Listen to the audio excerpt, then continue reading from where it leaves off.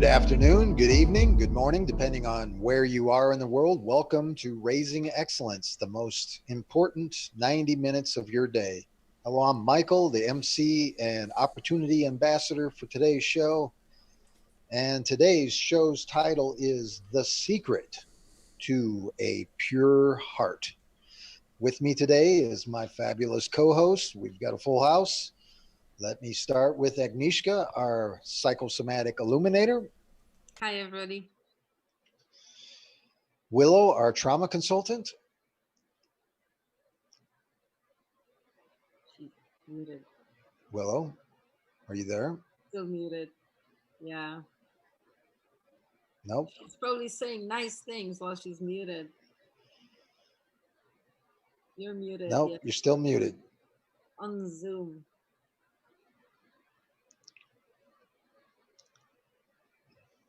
Let me see if I can unmute. We'll have to deal with that problem.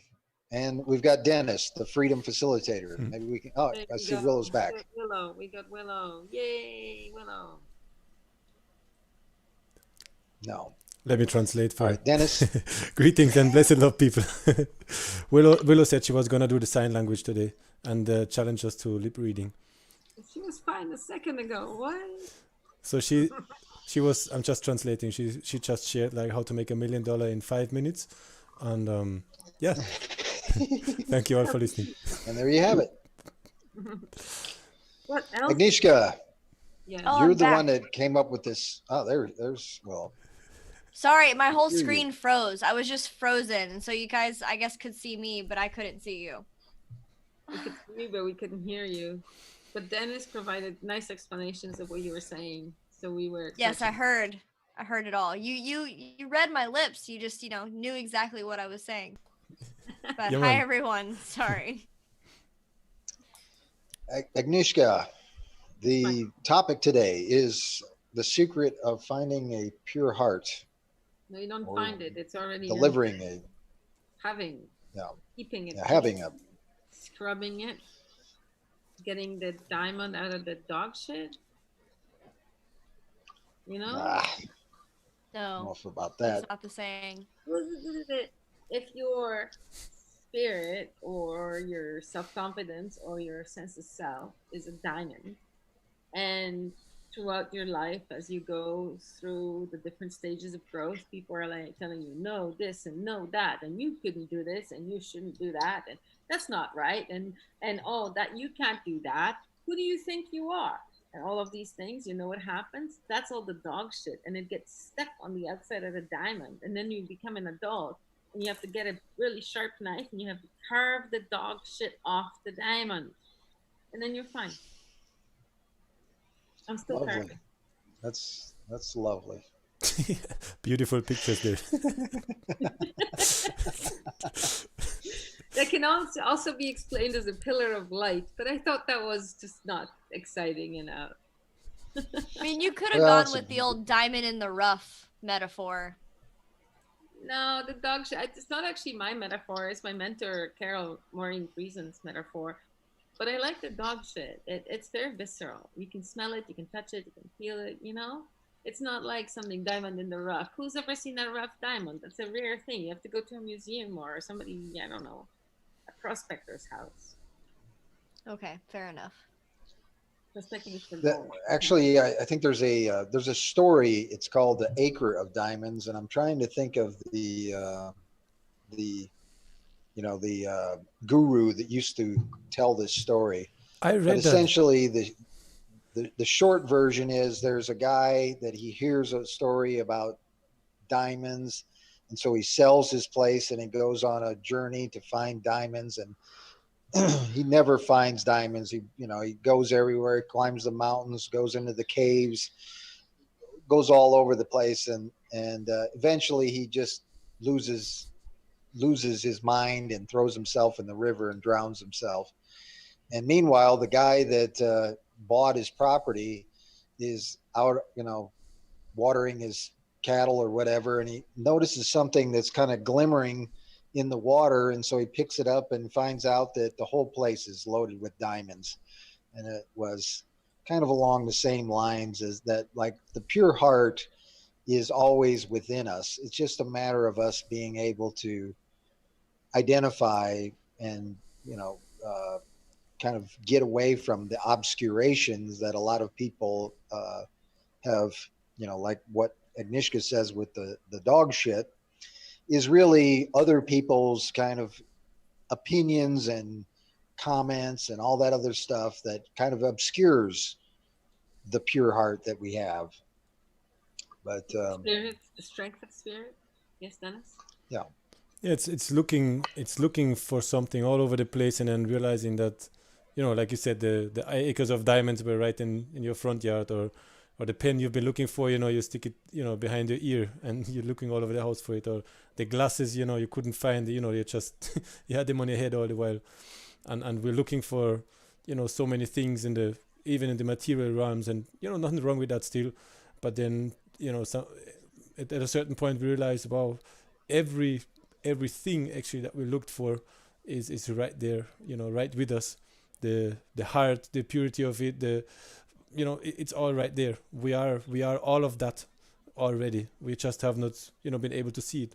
And there's value to that as well, you know, because if you came here knowing or understanding or living in that awareness already, you know, what would be the goal of the journey? You know, what would be, What do you you know, guys think? Like, so all the old stories, like no matter what country you go from, Norway, Sweden, or whatever, China, it's always the person who has a pure heart. You know, there's a hero, and you get to win the game if you have a pure heart. You get to complete the quest if you have a pure heart. What do you think they always talk about a pure heart in all those stories? Because it's the blueprint for a society, right?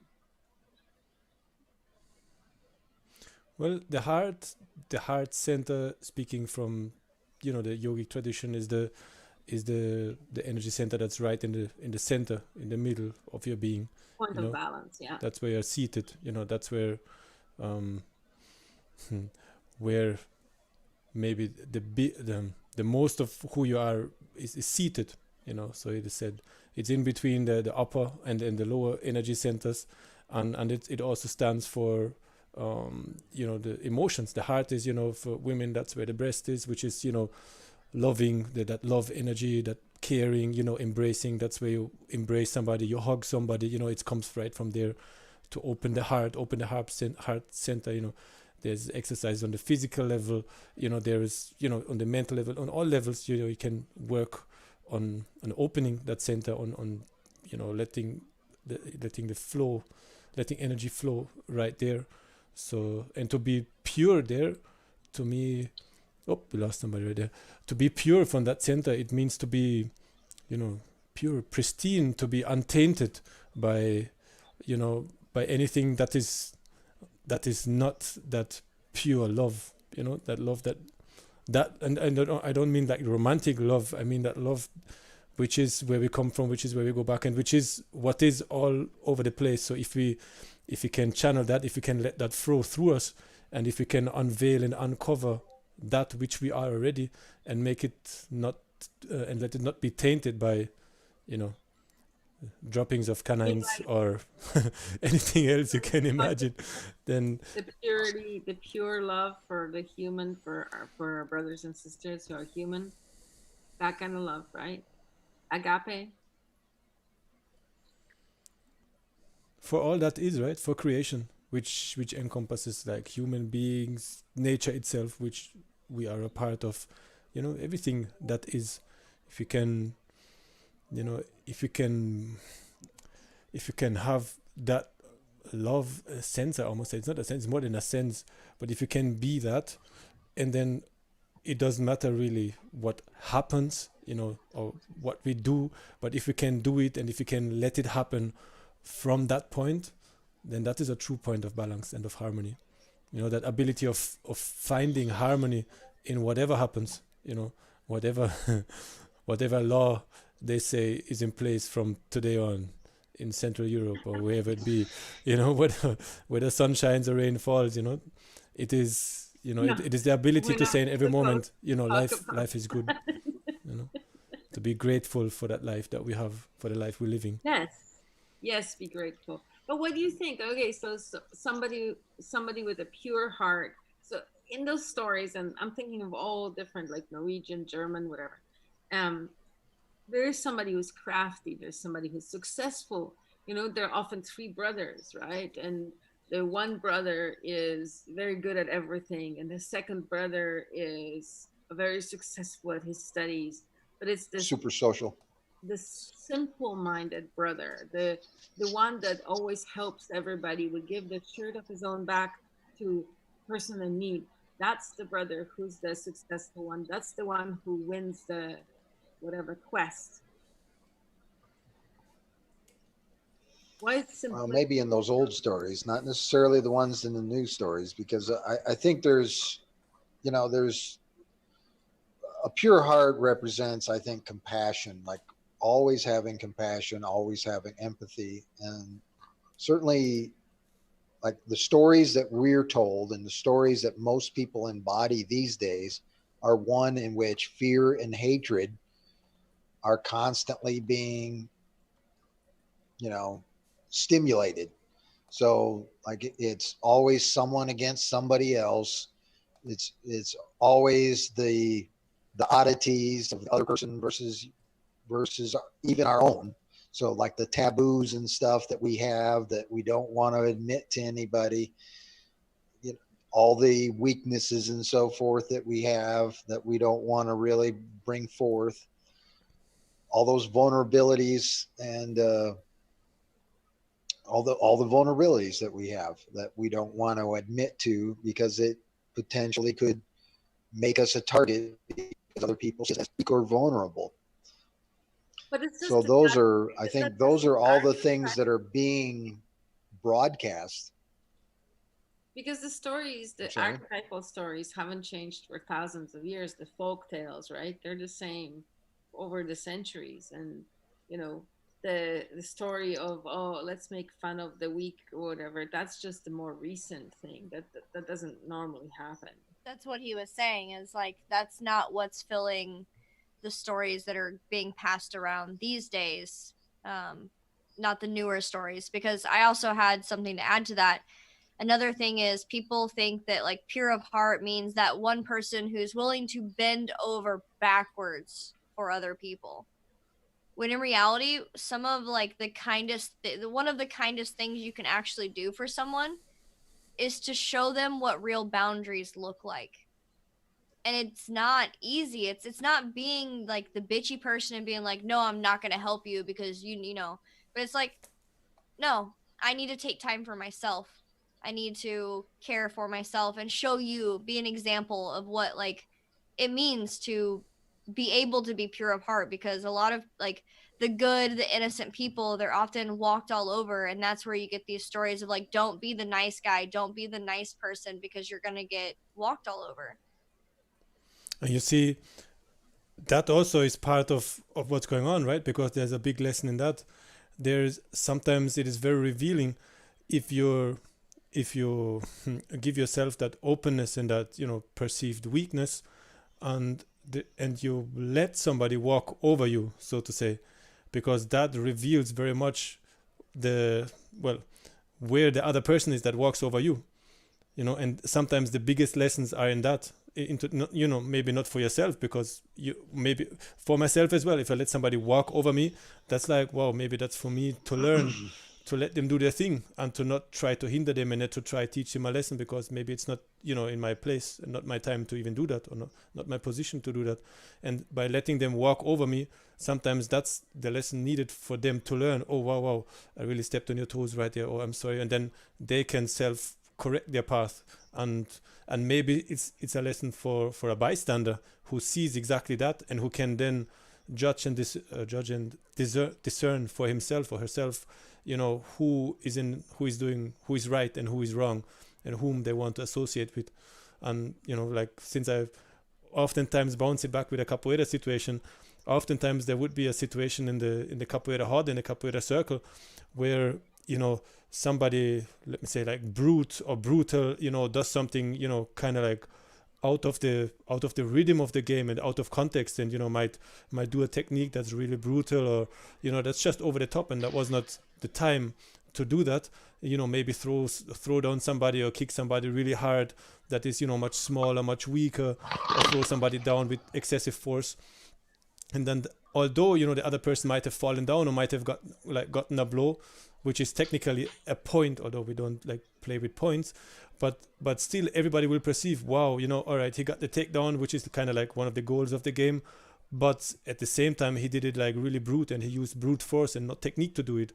So then everybody would have seen that and would have seen, oh, wow, he tried with everything to get him down, and he did, but it wasn't nice. Because it's not just to do it, not just to throw somebody down or to get in, a blow, but it's to do it at the right point and with the right amount of force as well. So you protect the physical integrity of your partner because it's still a game. And then, he would have revealed a weakness, so to say, of his character and a lack of control, of self-control right there.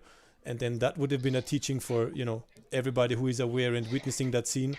And that could have been done, a situation, setting him up for the next game when somebody who will basically even it out with him, and that. So there's many teachings on many levels there. And I'm just finding an example in the world of capoeira where I could see that, somebody walking over somebody else, could be a tremendous life lesson actually for everybody who's perceiving that. And I wanted to hint at the comments as well, because we have a lively comment section, almost like last show, isn't it, Mike? So Colleen and Shambhavi are loving the metaphor that Agnieszka drew earlier in the show. And Shambhavi is saying that nothing can obscure pure heart, and also pure heart is reflected by noble intentions. And that reminded me of Khalil Gibran. And he said, to understand the heart and mind of a person, look not at what he has already achieved, but at what he aspires to. I think that's an interesting turn as well. Can you say that it's true that everything reminds you of Khalil Gibran? Sorry, say it again. Wouldn't you agree that it's true that everything reminds you of Khalil Gibran? You got a reference for everything. No.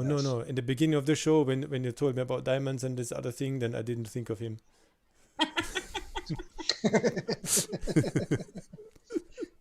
No, that was Rumi. He talks about diamonds, right? Yeah, that was his moment. I would say and I mentioned this before on a previous show, but I was watching an old Dick Cavett show, and he had the Bishop of Canterbury on there. And what the Bishop of Canterbury, who's like the head of the Church of England, so kind of a high stature religious figure, but he was talking about Christianity and really the belief that as a Christian that they don't believe in punishment. Now, I don't know where that belief went, but do you see any Christians believing that people don't believe in punishment today? Well, that depends. The world has changed. I think there are a couple different kinds of Christians. There are the Christ consciousness followers, people who actually selectively follow the voice of Christ or replace the ancient teachings with the new Christ law, or people who are more into the Old Testament, or people who are more into the church laws. There are many different flavors. Well, but what he was suggesting is that all Christians share these beliefs. And one of them was this, disbelief of the idea of punishment. So if that's the case, if 50 years ago or 60 years ago, whenever that interview was, that pretty much across the board Christians agreed that punishment was a bad thing and we really shouldn't be doing it, and look at where we're at today. I don't think that was ever a thing 50 years ago that Christians. Well, maybe that's it was because he said it. I think it also depends on what your definition of punishment is, because spare the rod, spoil the child, and all that. That was 50 years ago. Sorry, go ahead, Willow. I think that was before Christ came along. There's different interpretation even of that with the rod. I heard one that says the rod is actually the rod of the teacher, not the one to hit the student with, but the one that actually pointed at the wall, where they would have the drawings and the explanations of certain things. So to spare that means to not teach, so that gives it a whole different meaning. But guess what? Jesus was not sent here to teach the people to build magnificent churches and temples amidst the cold, wretched huts and dismal hovels. He came to make the human heart a temple and the soul an altar and the mind a priest. And guess who said that? Kahil Gibrani. Yeah, exactly. You can read minds. But I think it's difficult, I believe, going back to the quote that you found, Mike. I feel, from my perspective, it is always difficult if one tries to speak for the other, or even many, or all the Christians. Therefore, I think that's difficult to do. I try to speak only for myself, because I'm not sure I can speak for anyone else too. Well, I would just say that in general, what we've got here now is a world in which everybody is being punished for any action that they take that the government deems illegal. And, that's pretty much everything. Pretty much everything that we do on a daily basis at this point is illegal. And I know in the United States, I think there was a book written about 10, 15 years ago that suggested, maybe it's 20 years ago, that suggested that the average person breaks 3 laws a day. I'm sure that's 3.5. probably 10 now.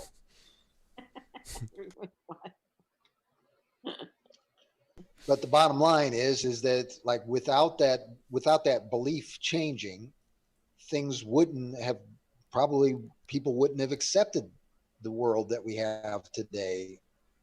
And so this is kind of the environment that we've got to live in and kind of struggle with. How do we gain our pure heart when so many people are at each other's throats to punish them? The ones that think they run the place, or that want to run the place, certainly come at us from all angles and or deserve the punishment that the government dishes out.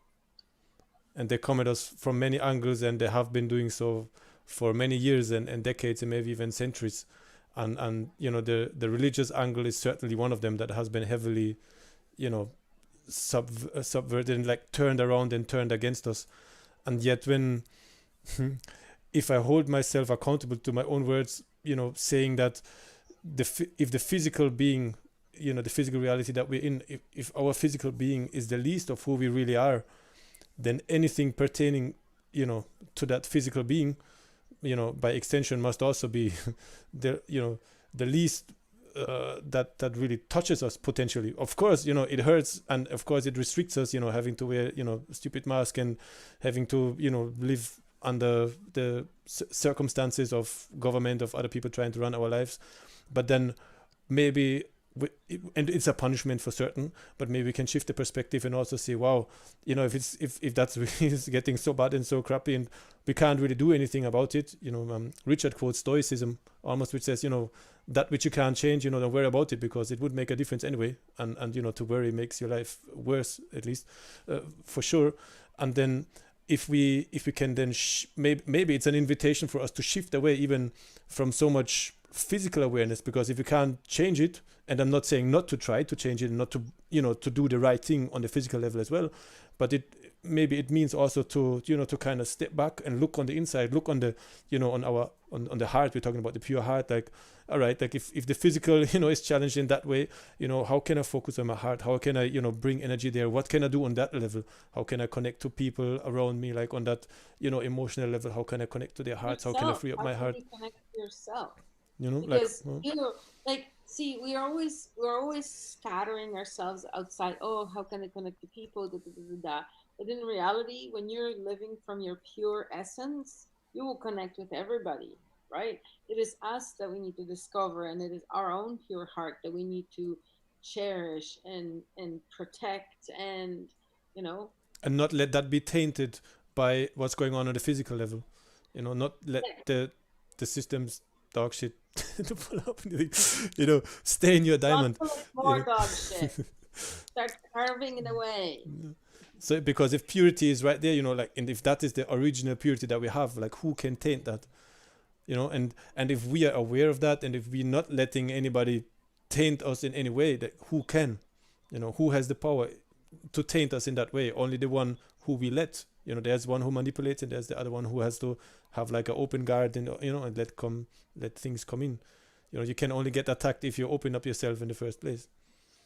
There was a story, I think a Chinese story or a Zen Buddhist story, where the village was besieged by the enemy and everybody ran away. But the one monk was walking through the village and the enemy surrounded him and they said, "You will die." And he said, "Then I'll die." And he kept walking and they just kind of let him pass because he was just like, "Yeah, okay, whatever."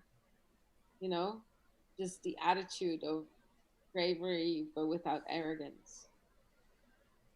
Would that be an example of a pure heart? Certainly. I've got a quote from Bruce Lee. Bruce Lee, That, not that Lipton. kind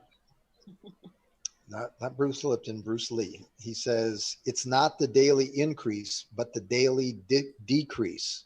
Hack away at the unessential." So that would be like that, the bullshit, the dog shit that's all over your diamond. Hack away at that. For some reason, because you're talking about like hacking away at the the non-essential things, and Agnieszka reminded me, like the pureness of heart, trying to decide what really matters to you, and the bravery. That's what it was. I don't remember where this story originated, but it was like a village where it had been conquered, and the women went up to the leader of whoever conquered the village and was like, "We will leave if you will just allow us to leave with whatever we can carry on our backs. Just we will leave peacefully." And so he agrees. And so all the women put down all of their stuff, their whatever work they were doing, all of their belongings, left their houses, went and picked up their husbands on their shoulders and marched out of town. That's the story it reminds me of. Yeah. That's pure heart. Yeah. But what did they do with the children? That I'm not sure. I think they carried themselves. The children were. The women Turned and into children were slaves. not under threat. They were, it was mostly the men who had been fighting. So it was an and so ethical. that's- It was an ethical battle. yeah. Yeah, sounds These were good. ethical killers. Oh, maybe there were more. Like, I don't know. I've been reading this medieval book, and their consciousness or the way their brain works is completely different. What they found funny and what they didn't find funny, it's like a completely different world. So maybe people were more ethical back then. Like your Oh, course. I definitely think so. I think that, the more that we've been propagandized, the more we've gotten away from our own town and community, the more inaccurate our beliefs have become. How does being ethical help with having a pure heart? Because people are interested in a pure heart. Are there any more comments, by the way? But no, answer my question, please. We do have another comment. I think there's a couple different definitions of ethical stuff out there, so I'll just try and keep it basic. And I would say that ethical is to hold high stand. The more ethical you are, the higher the standards you hold, and those standards, I think, come along the lines of not harming others as being one of the key things to those standards. But hang on. What's a standard? Because a standard is a flag that you fight beneath, right? Well, that's one definition. A standard could also be a general accepted principle. Wouldn't it be roughly the same, like the same kind of concept, like a flag underneath which you march? Like that's yours. That's your ideal that you're marching for. Yes. You Yes. could put anything on that. I guess you could translate that, right? Yeah. Okay, so you have a certain standard. You choose the standard, and you stick to it. Is that what it is? Yeah. And how does that help you with a clear Yes. heart? Well, I would think that most people, when it comes to their principles, those principles are embodied in their, I think it's, oh, shoot. All right, somebody help me out here. I think like I lost my train. let's go back to what Shambhavi said earlier as well, about noble intentions. So if a pure heart is reflected by noble intentions, what would be the intentions of your life work, of what you see yourself doing here, and why you came here, and what are the standards, what are the intentions that you set out for your work, for what you are here to achieve and to manifest. Benevolent. Yeah. What does that Yeah. mean specifically, What is like for you? what may be in harmony with your own center, right? Which is your heart. So that kind of coming from your center, coming from that balanced, harmonious place, that's where those principles are really kind of grounded. That's the foundation of who you are, really, right? I feel principles is something that's something that we add on, right? At least from my perspective, it's like principles is something that is changing, that might change throughout my life. I might adjust them. They might. It's something related to my experience, related to whom I look up to, what I want to achieve as well, and then I set standards for myself, or the company I'm working for, or the people I'm working with. They have a certain standard, certain principles, so I decide to adjust myself to it, or to live up to it, or the course that I'm doing. There's a certain standard in terms of, let's say, communication, or in terms of how we treat each other. So those are things that we make up, or we adapt from others, or others set for us to live up to. It it's not something that I came here with, but it's something like a part of my character, of my how can I describe, of my personhood, right? That's how of my ego, so to say. That's how I define myself. How I decide to play this role as, I don't know, as a father, as a teacher. As a teacher, as a capoeira teacher, I have the standard, the principle of doing ABC. When I'm at home as a husband, my standard, my principle is so and so. So it helps me to define, and maybe even to develop further. Excuse me, the role that I decide to play, and it helps me to kind of check in with myself from time to time. Like even when I have a client, we say, okay, we want to achieve muscle gain, or we want to lose some weight, and okay, the standards for the sessions is this and that, and after a month we check again, and then we see if that did the thing, and if it did it, okay, great, let's keep on going forward with that. If not, okay, we might readjust and set different standards, and a different framework for the sessions, for the classes. So I see it as a help, as a framework that we can set up in order to help us achieve what we're there for. And the intentions, if I may connect it, is that something behind that, in the background. The intentions is like the root thing, like what is the intention for me being here, and then I will use standards to achieve to live out my intentions, right? So the standards is, I see it as something that helps me to manifest the intentions that I carry within. But why is it better? Why is it better to have standards and principles and adhere to them than to just be a chameleon and pretend you're everything to everyone and lie your way through life, or I don't know, or Consistency. It's back to that word consistency again. I think it depends on what your goal is. Consistency. If you want to live in a happy, healthy body and with healthy relationships with others, and you want to thrive, it wouldn't be better. But if you're still in an unsafe situation and you can't trust the people you're around, and you really don't know how to do that, I wouldn't even necessarily say that it's better, but if that's your goal, being a chameleon is going to get you to your goal. It depends on what your goal is. Better is a relative term. Better compared to what? Yeah, I suppose.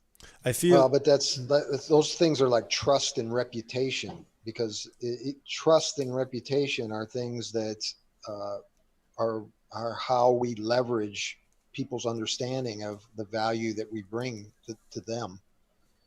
And so when we do things consistently, they understand what to expect from us. Whereas when we don't do things consistently, they don't know what to expect from us. And so to some degree that hinders other people's ability to understand who we are, and it also hinders our ability to tell people or show people Yeah. who we are. Yeah, I would agree, and that's where I was gonna go. Is like, is it better? Agnes, you said, why is it better? Then who said it's better? Because then, just like you said, Mike, and just to, like, correct me if I don't hear, if I didn't hear you right. Is like, when I have standards, and I think like, okay, the autonomy course that we did, okay, the standard of communication is so and so. We don't curse each other, we don't do this, we don't do that, and that that, okay, there's a game field, and it's set. Okay, if you want to join the game, okay, those are the rules for the game, and like, we adhere to the rules and we treat ourselves good in that and this and that way, and the rules are determined by the one who started the game, or who runs the game, or who's the head, or the group, or whoever, and that's how we play the game. But just like you said, like, people who might not like those standards, or who might not fit in for whatever reason, they're not gonna play, or they won't play for long, and then they're out. But so it seems like the standards and the rules that are made, they can help to organize and to get certain tasks done. But I wouldn't go so far to say it's better, because if I don't have any standards, and we talked about expectations a few weeks back, which is where you set up yourself for failure. So in a way, I can see like how having standards, or having rigid standards, or having too many standards, or having the wrong standards in the wrong place and in the wrong time will hinder me from connecting to others, or will stop the possible growth also in different ways. So I think it's good to have standards for specific goals, and when you really want to consciously connect with a certain type of person, or with a certain group, and then to define those standards, and then to move forward towards a goal. But at the same time, also to be open, to not drive away, or to not push away people who might not have your standards, or who might be way out there for you, because they may carry the most value for you to actually make that step that you're seeking to make with other people. Yeah, how do we deal with that? People who don't believe in the same things we believe in. Like, we have really strong beliefs, and we know the truth when it is the truth, but some people believe the opposite. How could they? What do we do with them? Well, you send in your pure heart and take it from there. But what if I feel like slapping them upside the head? Can I slap somebody upside the head with a pure heart? Have you tried? No. The question is, do you think that they're going to understand whether that slap is out of frustration, or do you think they're going to take it as a threat? Because if, let's say, like, you have this unspoken communication where, like, when your best friend is just being a dipshit, you just, pop them quickly over the back of the head. Not, not like hurting them, but, you just have this unspoken thing where what that means, where it's like, hey, you're being stupid. Listen. And it's because I love you. It's not because I think you're stupid. It's because I actually think you're really freaking smart, and you're being a little stupid. Are they going to understand that, or are they going to take it as, oh my God, I can't believe you would, touch me without permission? Like, you have to have that understanding in the relationship, because I think you can set boundaries and use a little tough love, and like call people out on their inconsistencies, and still be pure of heart. Like, this isn't like love, laugh, live bullshit. Like, you gotta be a little mean sometimes to get a point across. That's based on the rules and the understanding, because guys that are engaged in wrestling or playing football, they're smashing each other in the mouth all the time, but that's just part of the game that they're playing. That's not necessarily changing their perspective on who they really are. I would say that in general, violence is is really kind of a representation of ignorance and a lack of creativity. But in certain circumstances, if it's agreed upon, or if it's kind of the standard, if that's part of the rules, then it's okay. Yeah, it's not violence again, right? If two guys step in the ring and then one complains about the other one slapping him, and that's what the game is, then And it's it's boxing, yeah. And in that case, it's not violence, it's force. It's employing force. Yeah, it's technique is part of the game, so to say, or the fight or the style they do. But then what is the intention that you slap somebody with? That's a whole different dimension of it. Then, or let's say, let me not use the slapping one, but using my voice, for example, like if I, have a 3-year-old and he's about to run on the road and probably get killed, and like I scream and really harshly at him, not with the intention of like hurting him or like making him afraid of me, but with the intention of saving his life, then what is behind that, the intention that's behind the action that I'm taking is, it makes all the difference in the world. Whereas I might scream at him like for, I don't know, dropping a cup or messing up the table, and then it would be a total different thing. Then my intention might be to want to punish or being angry at him or so that's a whole different thing. So I believe it's not only what you do, but it's also how you do it, and with what intention, what is behind it, what is carrying that, and that you can perceive that. Somebody might like really talk harshly to you, or and at the same time there's something that swings along with it. There's something deeper than just the voice that sounds harsh, but wow, is it possible to transmit love and actually caring through physical actions that you might label as harmful or as aggressive at the first view? So we have a couple comments from the audience. Ludvio says, "Let's go." I'm not sure what that was referring to, but I'm sure that we're all ready. Heather has 2 comments. She says, "Hey, hey, hey," couple weird smiley faces that I like, and saying good stuff.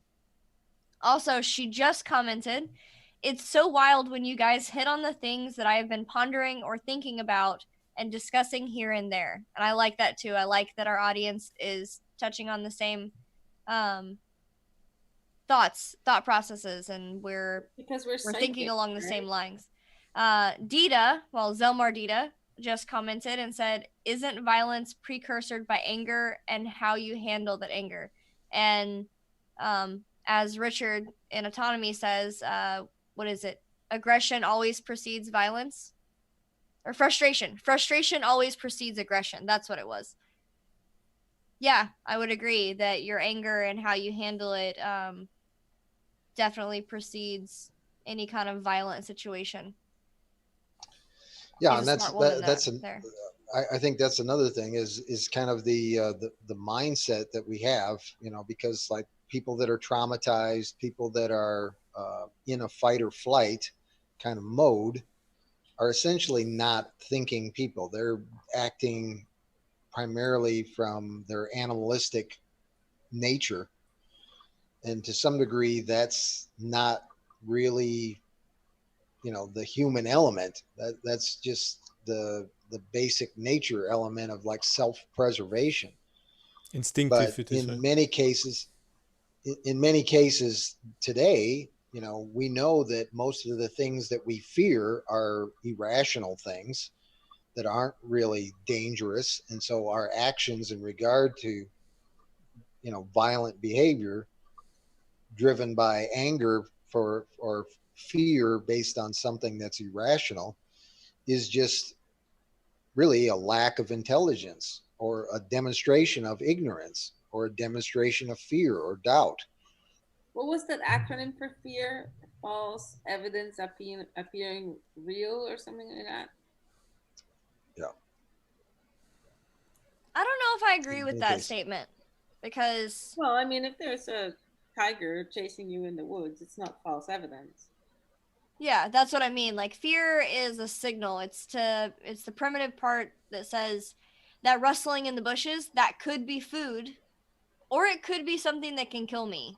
I need to know more about that. I need to find out more information about what this is, because this could either be a really good opportunity or a really bad situation.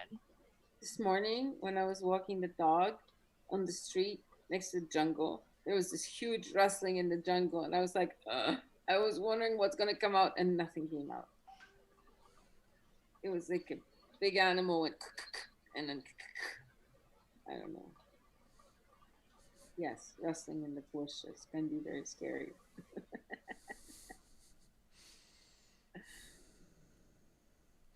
There was So another how did comment from a while ago from Shambhavi saying, no, Mike, eye for an eye is prin.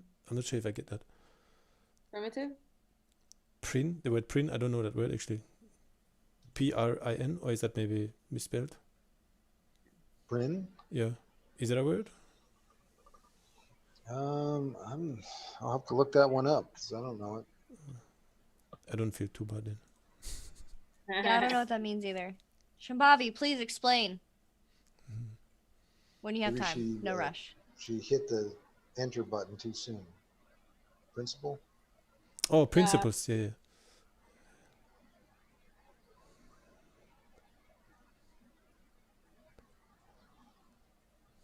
An eye for an eye is a principle? Does that sound right? Yeah, I think that's what she wanted to say.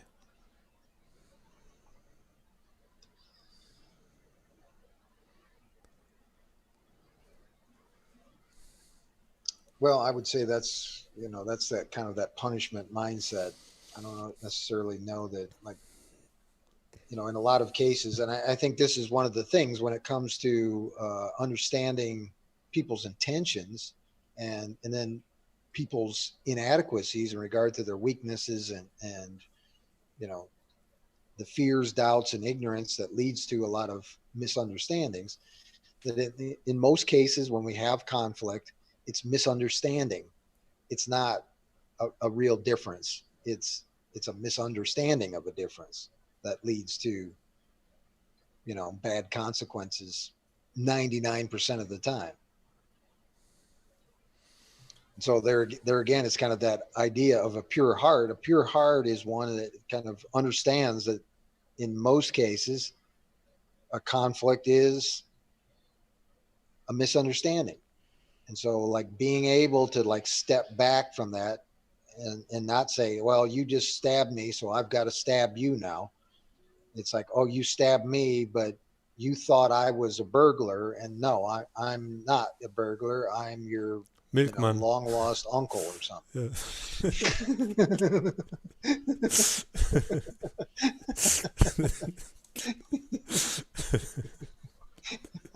You're starting to look a little devilish, Michael. Maybe open the blinds. Okay? So how can intentions and the intention, going back to my questions from earlier, which you haven't answered so good yet, like only Agnieszka said something like, if you would have to put an intention to your life, to your life's work, and so what would that be? Agnieszka said benevolent, but I want something more specific. Well, that is specific. Goodwill. Goodwill. Goodwill. How does it apply to your intention situation? to your life's work? How do you express your goodwill in what you do and through Well, what you I do? want to make sure that everything I do has the essence of goodwill behind it. So if I'm helping a client, or if I'm participating in a project, or if I'm baking a cake, or if I'm helping a friend, or no matter what I do, it has to have that goodness attached to it. And that does shine through, definitely, in the interactions that I've had with you so far. What is it? Entropy that is the kind of the natural state of the universe, and I think the opposite of that is growth.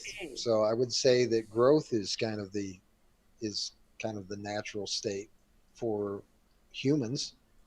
But growth doesn't have a positive or good or bad associated with it. You can grow fat, or you can grow angry, or you can grow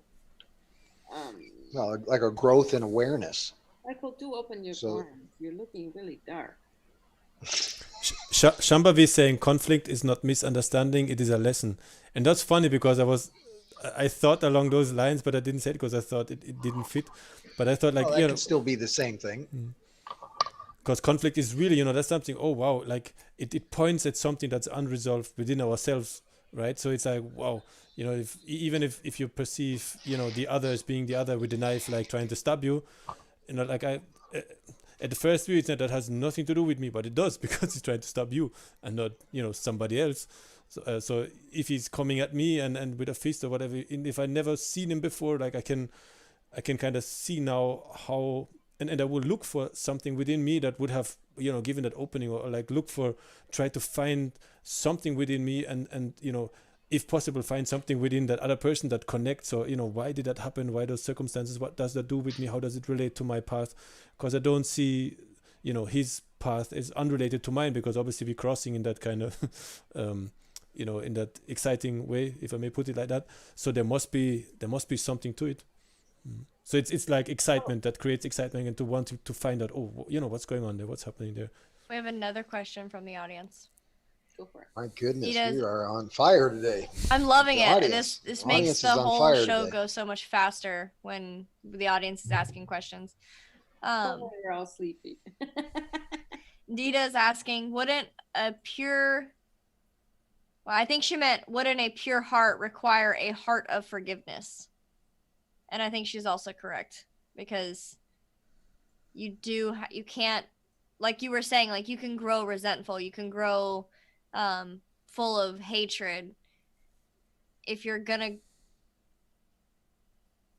create a pure setting for your mind and your heart to grow in. It should be with forgiveness, I think. Yeah, and forgive yourself Well, I in the think- first place, right? If you For sure. if you forgive yourself and forgive the other as well, and if there's no real difference, then it's the same thing, really. Forgive yourself for having brought you into that situation that you had to suffer, had to go through pain in order to learn a lesson, and yeah, but forgiveness is a big thing.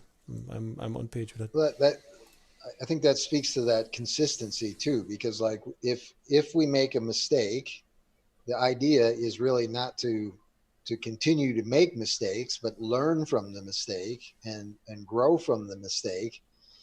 And so like if you harm somebody else, and you're like, oh, well, I didn't mean to do that. I was actually, riding my bike to get to the thing, and there was a dog, and so I ran in and I hit you, and I'm sorry about that.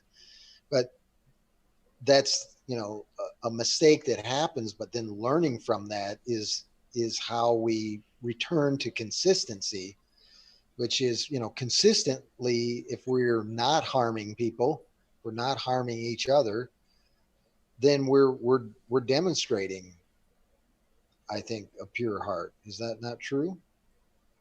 I'd agree. Well, I would say it takes more than just not harming others, but yes. That's just one aspect of it. Yeah, it is. Because, like, for example, there are a lot of opportunities to not have a pure heart. For example, I was working at a job one time, and then the boss took me for a tour of the facilities, and I saw the machinery that was being produced in the facility, and they were weapons of war, not weapons specifically, but they were tools of war. And my eyes went this big, and I realized that for the last 3 weeks I've been working for a company of a murky name that I didn't really recognize. I didn't really know what they were doing. I was just a, admin assistant. I was working with contracts. I didn't even know exactly what the contracts were about. I was just checking for spelling. You know what I mean? And there wasn't anything alarming in the contracts either. It was just, selling this many of this much for this warranty. You know what I mean? Only until I saw the actual tool that we were making that I realized that, and then of course the manager was talking about selling them to specific war-torn countries, and I had to get the heck out of there. I couldn't work for them.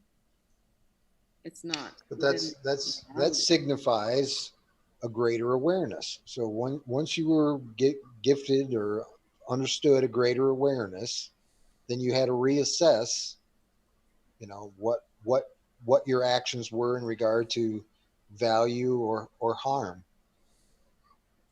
Yeah. and Even with the obviously position, it changed. was really hard to get to this company anyway.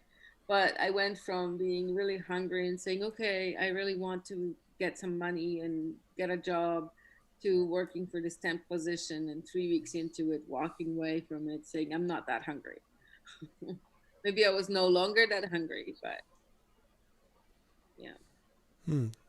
You held yourself up to standards that were above the job and that could not I be was merged with your embarrassed that I intentions. took the job. I was embarrassed that I just like, somebody called me, said there's a position, it's temporary for 3 weeks. And I never even asked, I never even paid attention to who, what was I putting my energy into. And, I had to find out in this way. It was weird. Well, that's also a good story in regard to scarcity, the scarcity mindset, because I think that's what really kind of steers people towards compromising their principles, is that idea that, well, I've got to make money, I've got to feed I've got to feed my children, I've got to keep a roof over my head, all The those kind of hierarchy of rationalizations. Hmm. a You And lot can of have it boils money down to anywhere. like a hierarchy of needs. It's really it's really difficult to think about anything else when you don't have a roof over your head or you have the threat of it being taken away. If you don't have enough money right. to make rent, you're gonna find a way to make rent because you need that rent to like. It's kind of like a drug addict who's doing heroin to be able to go to their job. Yeah, you probably shouldn't be doing heroin, but also if it's keeping you alive in a position that you can actually do something about your situation, you are taking a small step. Like everyone's trying to survive. That's my point. So when you're living in the hierarchy of needs where your basic needs are not met, your efforts become more and more desperate and it increases the scarcity mindset. Like there is such a thing as a scarcity mindset where it doesn't actually exist. You really will be okay. And then there's an actual scarcity. And they are two different Well, I levels, think that's but the system. That's the system that we're living in, is one in which that scarcity is projected into people's mind because they're using this funny paper that somebody else controls, and effectively creating that scarcity. And it's the mind, right? Because what you just talked about, the scarcity mindset and the system taking over the mind, that's mind.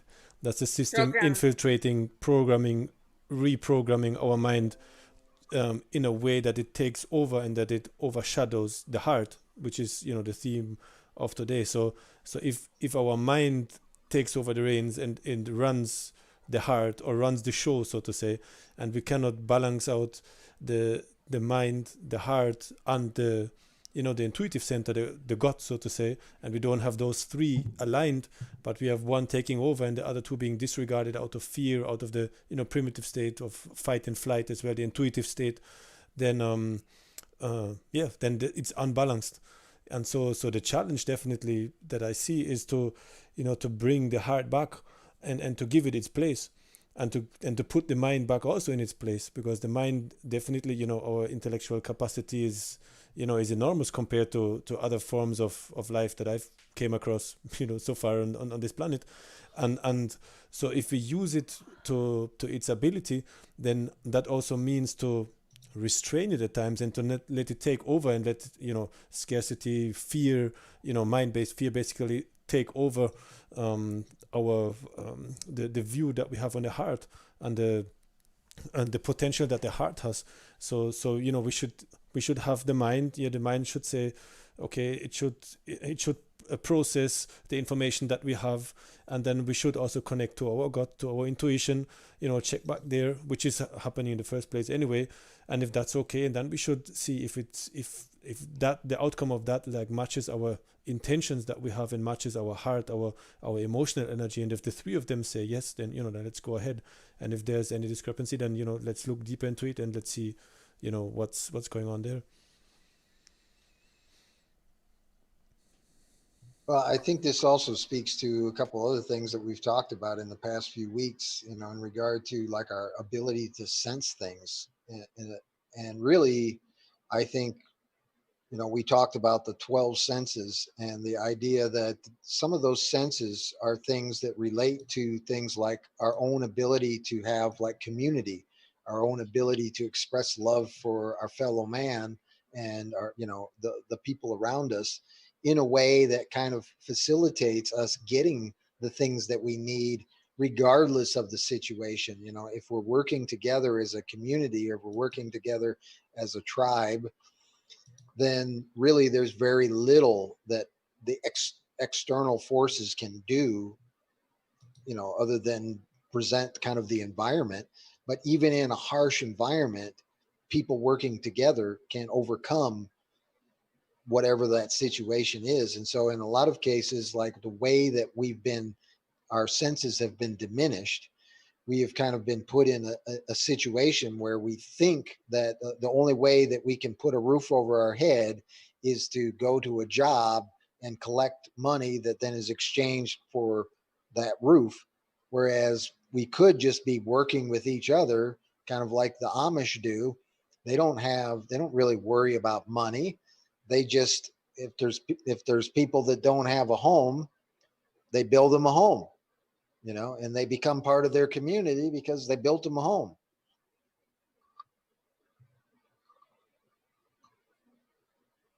Dennis, you're muted magically. Oh, sorry, I forgot about that. It is that idea of the system, or systems in place numbing us down. I think you said numbing a while ago, and that resonated with me, because it's like, oh, you have to be tough, and like whatever, it hurts your eyes and it hurts your head and your ears, and so but just get through and don't pay attention to it and toughen up and whatever. From kindergarten, from elementary school on, we're taught to just put up with it and go through, and you must basically a numbing down of our senses in a way, and of our feelings. So we are being told that we have to numb down and to toughen up in order to make it and in order to have a good life, when really it seems that actually creating a higher sensitivity of our, like training ourselves to be more sensitive and to be able to sense, not only the couple of senses that we usually talk about, but the 12 that we talked about, last week. Or the 77. Or the 77, however many, we but, to be more sensitive and to sense more and to be more, oh, wow, in my heart, wow, I felt that, when you entered the room, and so, there was something, and, oh, this guy who just stepped in the bus, and so, there was some kind of, oh, let me go talk to him, or let me figure out who he is or what she does, and like to be more aware, and let's see where that carries us, because then, maybe instead of doing something for half of our lives or even our entire lives, and to being stuck somewhere just because we adopted the standards of somebody else or of some entity, or or some group of people who set that up, and we believe we have to rough them up and numb down and disregard our inner voice and our heart, our heart guiding us to a totally different direction. So we end up living a life which is completely out of balance, really, with our true intentions, with what we really came here for, because we just numbed down and adopted somebody else's standards, and as opposed to developing a feeling for where life actually wants to guide us, and of being able to read the things, the man that wants to stop us, or whatever examples we came up with today, and others, like to read them in a way that, oh, maybe that's actually steering me in a totally different direction. Maybe that's that's actually a signal for me to reevaluate my being and my day-by-day life, and maybe I can do things a totally different way and go to a different place and meet different people, and then maybe that truly resonates with my heart and with my true journey, what I came here to do. What did you come here to do? How do we know what we came here to do? Well, there's a knowing that goes beyond the mental. I know one and one makes two. Something Is it that we learned. annoying? I'm gnawing on bones. Not that kind of annoying. Sorry, it's an English joke. Would have to ask your dog for that. Like a deep knowing, something that you might not even be able to or that I might not be able to explain rationally, but sometimes something would come to me and I know that is it. I know this is the person I need to talk to, or no, this is the way to go. And I cannot rationally say, okay, it's because ABC and because this one told and because I read in this book that I have to do that. No, there's something like a deeper knowing that tells me, yeah, that's right. That's the thing for me. That's what I'm talking about. Well, but I think there's all. I was just in another meeting where we were talking about there's three things that we probably should do every day. That is learn or grow, exercise, and meditate. And those things are kind of the things that are always kind of improving our understanding of who we are, what the situation is, and how that might be improved by the heightened awareness or the growth in awareness that we've had through that day and the experiences that we've had. I think this is really part of our own human nature and understanding who we are. We are uh, beings that grow, that change, that can potentially change for the better or for the worse. And really, it's our choice what we do. And if we're not growing, if we're not meditating, if we're not practicing, exercising, we potentially are going the opposite way, and not being better, but being worse because we don't do those things that potentially grow our awareness. Because I thought I was a good citizen when I was enlisting in the Army at 17. I thought I was, taking care of my community by defending freedom. And were you? Well, my greater awareness at this point is realized that was a very harmful act. And your intention, Yeah.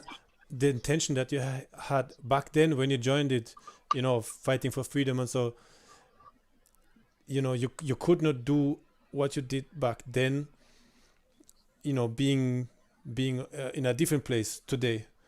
But back then, I would say, as you described it, of course, I wasn't there, and like, if that intention was pure and you thought, wow, that's what I'm doing, I'm fighting for freedom, I'm doing the right thing, you know did that make what you did and the role that you played different, as if you would have done it, knowing that it's wrong and still doing it same way because you just think you have to do it? I think it makes a huge difference. And that goes back to Well, not that's only what you do but how you do it. So you could be, I don't know, sweeping the street, or being a soldier, and being in the battlefield. But if you play that role, and if that is how you define yourself as a warrior, and you feel that that's for good and that's your thing, then well, then that's it. So there's it's difficult for me to want to judge you because of what you do without knowing what is behind it and what is your intention behind it, because that gives a different quality to what you do. but that's the thing is if we don't learn from that, if and I think this is one of the main themes of Korzybski's work, and the idea of uh, manhood of humanity is the name of the book. But it's essentially like we've got to continue to learn from our experience, not only as individuals but also as humanity. We've got to learn that, like, the things that we're doing, we can't just keep repeating the same mistakes over and over again and expect something better to happen. That's that insanity thing. But it is one in which we've got to learn from the experience that we had. So, like, when we go out to the battlefield, we don't, and we learn that, oh, this is total insanity. Why are we doing this? We should be learning from that experience, and those people that have that experience should be teaching the rest of us that this is insanity. But that's certainly not what's taking place, and that's why as the people that we are, we've got to pursue that greater awareness, because really there is a benefit to being peaceful. There's a benefit to bringing value and creating a marketplace and seeing people's strengths over their weaknesses. and gathering those things together and improving everyone's situation as best we can within our community, because those all reflect growth and understanding and a greater awareness and a pure heart. And I see another comment from Shambhavi. She's referring to what I talked about earlier. She said, knowing that surpasses all understanding. So that's the kind of knowing I was really hinting at. That surpasses all understanding. Besides the standing under that knowing, I will add. It also looks like Facebook is having trouble playing our video. What do you know? Yeah, they're having trouble. I heard there's rumors that they have trouble playing some people's videos lately. Yeah, I've heard those nasty little rumors too.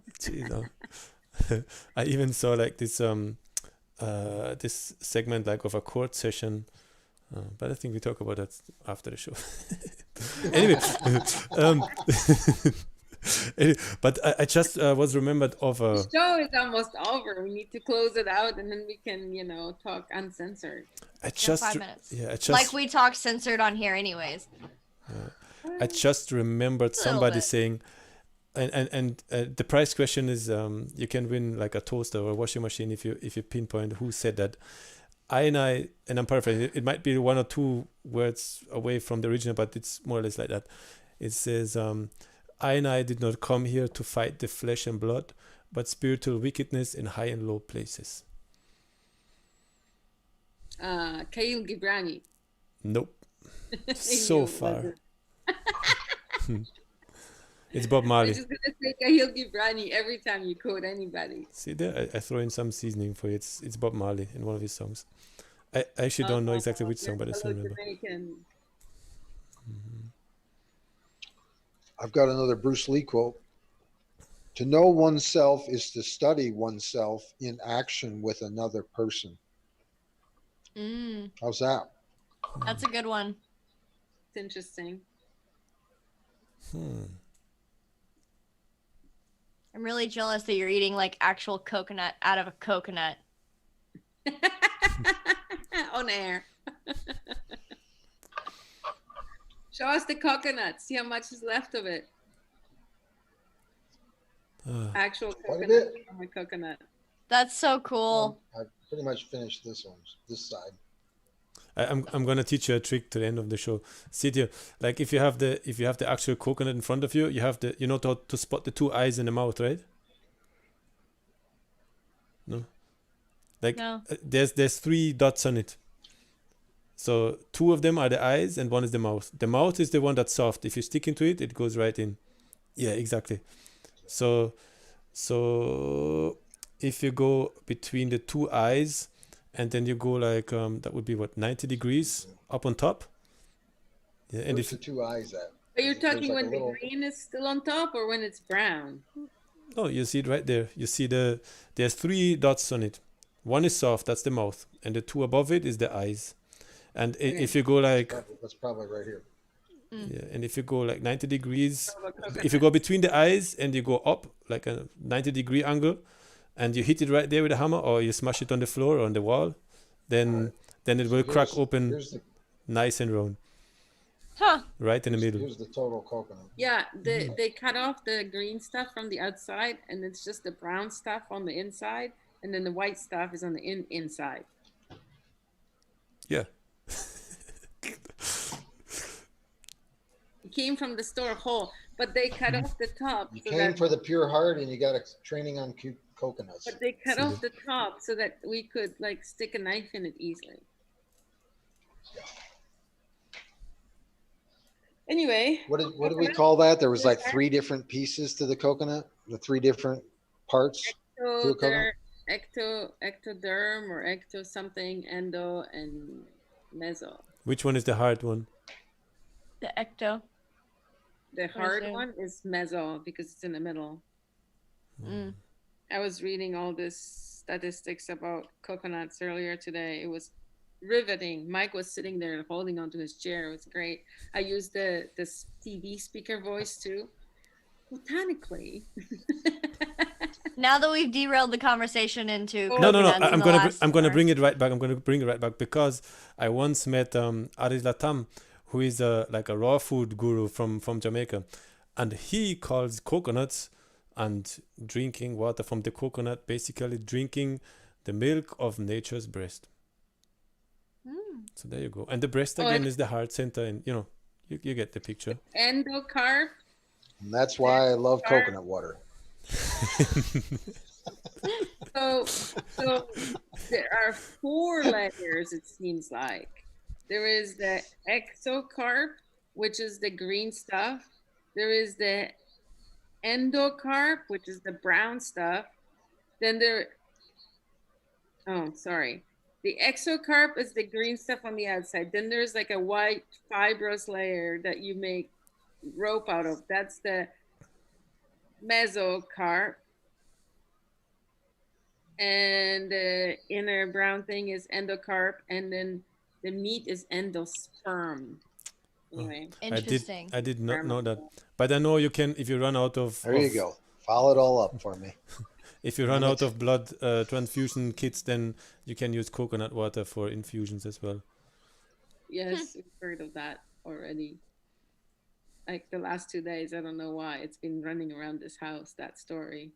It's also significant that it's very high up, you know, the height of where the coconut grows as compared to, you know, plants that you may eat that come from, you know, the ground level or even under the ground. So there's a lot to say about that. It's interesting. It's divine. Purification process is substantial. Yeah, it's basically distilled, right? The water in plants, it's Yes. it's the natural form of distillation. Yeah, because it has to go through the trunk, right? Anyway. Yeah. Fascinating. Ending about the coconut. Thank you very much, listeners. We're out of time. Well, let's try and summarize this. Let's try and get a summary here of what was valuable in this show, because I think we did cover some really important Sure. things, but Coconuts. really quickly, go around the room. What was valuable for you? Heart is in the center. Center yourself in your heart, in your pure heart. Keep that pure. Don't let it be stained by anything, anybody, and act from that. And some of the people that I've met with the purest hearts, they were able to maintain the purity of their heart, disregarding the sometimes gruesome circumstances they grew up in and they lived in, and so that has been living proof to me that this is something that can be attained, you know, everywhere in any place. And if that's a possibility that we carry within ourselves, you know, don't seek excuses. Oh, I couldn't do this, or I had a doctor's appointment, or I don't know, like I have a bad job, or the boss, or whatever. No, that's something you can do right here and right now. Connect to your heart and check back with that, you know, with that heart center. If what you are doing, if who you are, if the way you're expressing yourself, if the way you're connecting with your environment, with people around you, if that comes from a pure heart, or if that comes, you know, from a fear-based, you know, clouded mind, you know, which is not in alignment with your heart. Yeah, I would just say that you know, the world that we live in is one in which there's a lot of confusion, and certainly recentering yourself, I think, gives you the basis, the foundation for understanding truth from all the fiction out there. Because, you know, when it comes right down to it, our heart is kind of not only our own, but it is kind of the connection that leads to everyone else as well. And it's there's no lie detection system. We didn't even get to that. Maybe we'll have to do another show on this. Maybe. All right, Michael, close it out. Let's go home. All righty. Well, everybody, thank you so much for your time and attention. And we will see you at 5:35 Eastern Time, Mondays and Wednesdays. Check out our next week's. We've got some good stuff coming up. Yeah, man. Thank you so much, everybody. Bye-bye. Bye.